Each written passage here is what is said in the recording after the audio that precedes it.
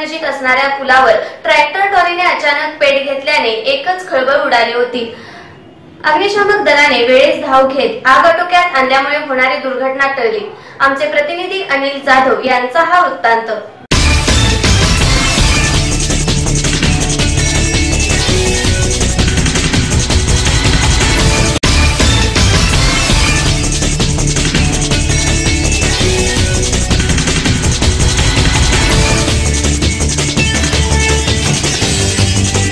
वाडेफटा येथील उड्डाण पुलावर पुण्याहून कोल्हापूरच्या दिशेकडे जात असताना सकाळी 8:30 वाजण्याच्या सुमारास ऊस वाहतूक करणारा महिंद्रा ट्रॅक्टर क्रमांक MH45F8394 याला शॉर्ट सर्किटने आग लागली। हा ट्रॅक्टर सुदाम अप्पा हिरवे, गाव जळभावी, तालुका माळशिरस, जिल्हा सोलापूर यांचा असून त्या ट्रॅक्टरचे अंदाजे 2 लाख रुपयांचे नुकसान झाले आहे।